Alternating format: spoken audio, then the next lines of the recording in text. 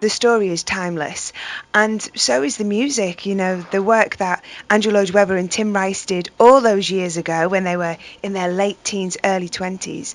It's incredible to have stood the test of time, and I think especially with this new production that we're involved with, it's been brought right up to date. It's set in today's times, so it makes it really relevant. How relevant is it? I mean, because I know there's people that love sort of, the original shows, the heart of the show, and also the visuals. Yeah. So if you change it too much, do you sort of lose the, original fans? I don't think so, because every production of Jesus Christ Superstar has been different. And, I think to do it in a 70s style now would be quite bizarre. And it's really weird how it resonates with what's going on in the world today. Well, what do you think it brings to today's world? I mean, because it's not actually about religion as such. There's lots of messages in there, aren't there? What would you say the main messages in a way are? There's so many messages. I think it's about relationships and love and jealousy and power and greed, and it's something that humans deal with on a daily basis. Now, I can't sing and I can't dance, so I'm going to have to ask you, what's it like when you're on stage? What emotions are coursing through you? How does it actually feel to perform before thousands of people? Oh, well, for me, it's the best place on earth. I've always loved performing since I was a young kid. So to be able to do it professionally and with some of the best performers in the world and in a show, which was written by one of my absolute heroes is just incredible. Because I had a thought.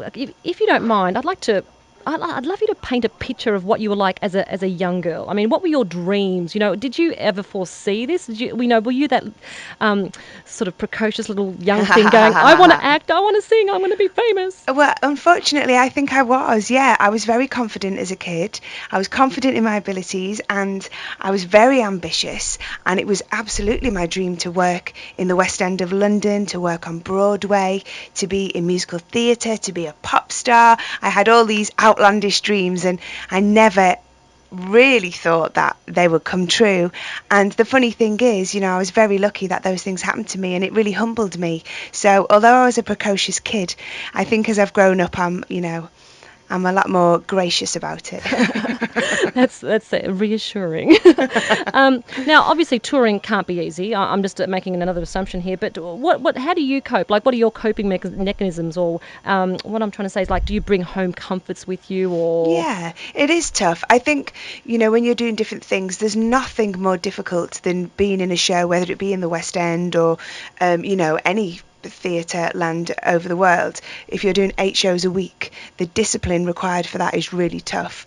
But at least if you're touring with something like an arena show, which is more like music, which is what I'm more used to, you get a little bit more time off, so you can chill out a bit more. But then, of course, you're away from home a lot more. So, it swings and roundabouts, really. But it's exhausting, but you're fulfilling your dreams, your childhood dreams. So you kind of have to take the rough with the smooth, like anything you do. So do you have a lucky charm? Do you bring anything with you from home? Do you what do you do and how do you keep fit? Well, keeping fit personally for me is a really important part of my performance, and you have time off. You're working in the evening, so you kind of live in a different schedule to a lot of people. So you'll have the mornings free and some of the afternoons, so that lets you go to the gym or do the things you need to do. Yeah, I mean, I don't think I have lucky charms or anything. I can be a little bit superstitious sometimes, but I think as I've got older, I'm a bit more realistic about things. And also traveling, you don't want to carry things you don't need. Oh, okay. Are you a shopper? Yeah, I'm a bit of a shopper. I go through phases. Okay. Now, I have to ask, with the Spice Girls, why were they so inspirational for women of all ages? I mean, they still resonate today with young women? Yeah, I hope so. Us girls are so proud of the legacy we've left behind. And, of course, now we have a show in the West End, Viva Forever, which is doing really well. And I think, for me, I would say fundamentally because the 5 of us were so different. I think that was our appeal, our individuality. So there was somebody for everybody to identify with. And about being together, being a team, supporting each other, especially as women, because I think historically women sometimes have the reputation of not supporting each other. So it was just great to really celebrate that. And did you ever feel, though, that you were a little bit typecast? You know, were there any times when you thought, oh, I just wish that people would just once and for all put that aside and there's so much more to me? Not really. No? The nicknames that we were given were pretty much on the way we dressed or the way we behaved or the way that we looked. And it was a fun thing, and we became caricatures of ourselves. But, I'm very much Sporty Spice at heart. I'm very sporty. And, and I'm really proud of that. And I think, especially now working in musical theatre, it's been lovely. I feel like I've been really welcomed into the theatre world. And one last question for you, Melanie, because I have to ask, over the years, you have been in the limelight for, decades, let's say. Have you had your... Don't be putting years on me now. I'm sorry. I'm sorry. But just, your fair share of, fans, I suppose, out there. Have you had sort of, the obsessed fan or two?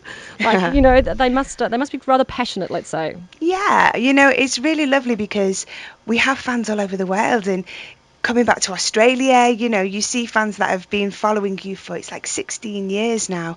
And at home in the UK, I see some kids, they're not kids anymore, they have their own kids now. And it's been really lovely to watch people grow up.